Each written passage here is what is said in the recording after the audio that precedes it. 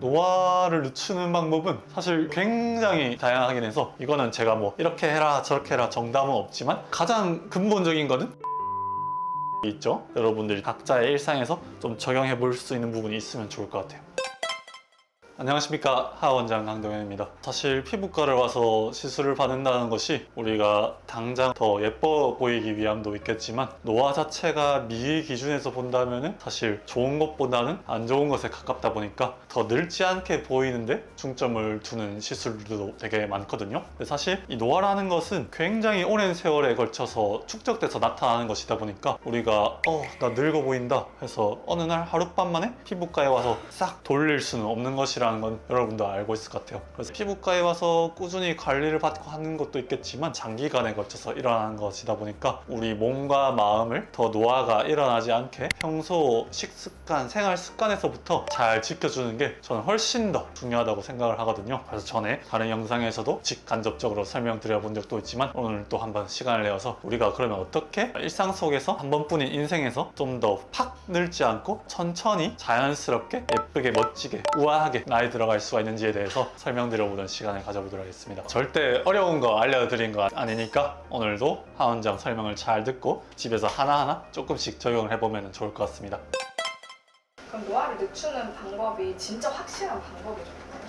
진짜 확실한 방법은 있죠. 근데 사실 방법을 아는 것보다 행동을 하는 게 어려워서 사람들이 잘 못 지키는 거라고 보면 되실 것 같습니다. 아마 여러분들이 오늘 제가 들려드린 이야기를 들어도 전에 한 번씩은 들어본 내용들일 것 같긴 한데요. 그 중에서도 실천을 당장 어렵지 않게 해볼 수 있는 부분에 대해서 한 가지씩 말씀을 드려보겠습니다. 자, 그래서 첫 번째는 식습관입니다. 영어 단어 중에도 아니면 어떤 식당에 가도 가끔씩 그런 문구가 영어로 되어 있거든요. You are what you eat. 너는 너가 먹는 것을 통해서 구성이 된다. 맞는 말이죠. 사실 우리가 매일 단백질, 탄수화물, 지방을 먹지만 그것이 들어와서 뇌로도 남고 근육으로도 남고 피부로도 남는 것이기 때문에 먹는 것은 정말 중요하고 그것이 노화에도 당연히 영향을 주게 되는데 그럼 어떻게 먹어야 좀 노화가 덜 될 수 있는지에 대해서 구체적으로 좀 말씀드리면 첫 번째 중요한 것은 바로 혈당이랑 인슐린입니다. 여러분도 어느 정도 깊이 알고 계신지 모르겠지만 당연히 당 관리가 중요하다는 것은 알고 계실 것이고 특히나 당뇨 같은 말을 들으면 조금 무서워하는 분들 계실 텐데요. 일단 내가 당뇨가 있고 없고를 떠나서 아무리 건강한 사람이더라도 혈당 수치가 지속적으로 팍 치솟게 되고 또 몸에서 그것을 잡아주기 위해 인슐린을 분비해주게 되고 이런 과정 자체가 노화를 좀 더 촉진시키고 빨리 앞당긴다는 연구 결과들이 있습니다. 몸에 이제 어떤 것을 팍 먹게 되어서 혈당이 순식간에 많이 올라가게 되면은 혈당 자체가 당화작용을 촉진시키고 이 당화작용이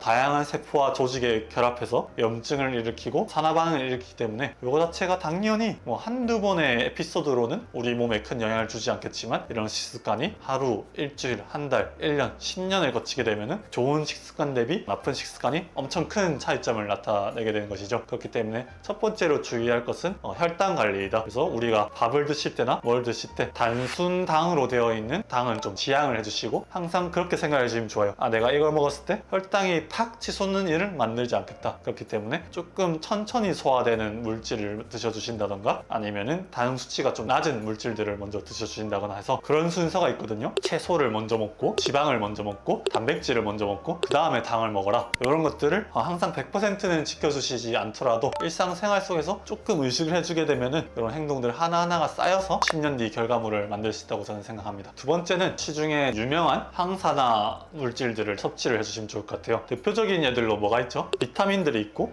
오메가3도 있습니다. 그리고 이런 것들이 잘 포함되어 있는 채소, 야채들을 먹어주면 좋겠죠. 그래서 여러분들이 어떤 TV나 아니면 광고를 보면은 항상 그 시절에 뭔가 유행하는 건강기능식품이나 과일들이 있는 것 같아요. 저희 어머니도 야 뭐가 좋다더라 하면서 블루베리 즙을 팍 보내주거나 야 뭐가 좋다더라 하면서 뭘 또 팍 보내주거나 하는데 사실 그 특정 채소나 어떤 과일 자체가 진짜 만능이고 뭐 신의 음식 이런 거라기보다 그 안에 있는 성분들이 자세히 보면은 또 이런 좋은 식품들 안에는 비슷하게 함유가 돼 있거든요. 그래서 우리가 뭔가 구매할 때 그런 트렌드라던가 어떤 식품에 딱 꽂히기보다 이런 성분들, 비타민들, 오메가들이 좋기 때문에 좋구나라는 점을 알고 나시면은 꼭 그런 상품 하나에 현혹이 되다기보다 내가 장기간 지속적으로 식습관 관리를 어떻게 할지 좀 더 인사이트를 잘 얻으실 수 있을 것 같아요. 어쨌든 그 부분에서 중요한 중요한 점이 비타민이랑 오메가3 정도가 될 수 있겠다. 이런 것들이 잘 함유된 따로 알약을 드시거나 아니면 평소에 균형 잡힌 식습관을 골고루 드시면 어느 정도는 잘 섭취가 된다고 보시면 될 것 같습니다. 마지막으로 You are what you eat에서 중요한 부분은 바로 수분 섭취입니다. 경우에 따라서는 물을 거의 안 드시고 잘 사신 분도 분명히 있지만요, 우리 몸은 항상 항상성을 유지하려고 하고 바깥에서 들어온 것에 적응을 하기 때문에 내가 물을 마시지 않아도 괜찮은 것은 이미 적은 수분 환경에 몸이 적응을 했기 때문에 괜찮은 것이지, 사실 거기서 수분량이 더 많이 들어오게 되면 우리 몸은 또 거기에 적응하게 되고, 그러면 그 상태로 돌아가게 되는 것이 사실 노화에 있어서는 더 좋은 사이클이라고 볼 수가 있거든요. 그렇기 때문에 내가 평소에 하루에 물 1리터도 안 마신다 싶으신 분들, 나는 커피랑 녹차, 음료만 마신다 이런 분들은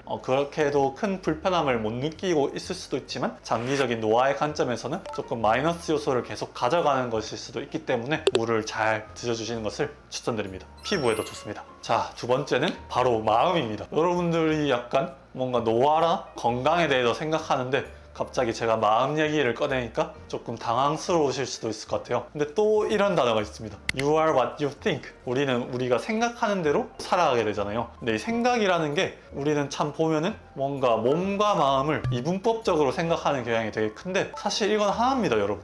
정신과 육체는 별개가 아니에요. 정신이라는 것이 곧 몸 때문에 영향을 받기도 하고, 몸이라는 것이 이 정신 때문에 영향을 많이 받거든요. 단적인 예로 아픈 사람들이 보면은 마음이 아파서 몸이 아픈 경우가 훨씬 더 많습니다. 그런 것만 봐도 이 연관관계를 알 수가 있는데요. 제가 그래서 말씀드리고 싶은 것은, 우리가 긴 인생을 살아감에 있어 이 노화라는 것을 관리하는 것이 단순히 어떤 영양소라던가 밖에서 섭취하는 것만 생각해 줄 뿐만 아니라 이런 스트레스라던가 마음 관리를 잘 해줘야만 장기적인 어떤 웰 에이징이 되지 않을까 저는 생각을 해요. 이 피부과를 찾아오시는 분 중에서도 제가 물론 손님을 함부로 판단하거나 미리 단정을 지어서 생각하진 않지만, 그래도 하루에 수십 명의 손님들을 매일매일 보다 보면은 어느 정도 손님들을 보는 눈이 생기긴 하는데, 확실히 마음이 조금 불안정하거나 아니면 어떤 다른 생활 속에서 스트레스 지수를 갖고 찾아오시는 분도 있으시고, 뭔가 생활이 안정화돼 있고 관계가 좋고 마음과 몸이 건강해지신 분들은 이미 상담할 때부터 그게 저한테 좀 느껴집니다. 그리고 그게 시술할 때도 느껴지는데요. 확실히 이런 스트레스 지수가 낮은 분들을 대할 때 그분들이 뭔가 얼굴을 보면은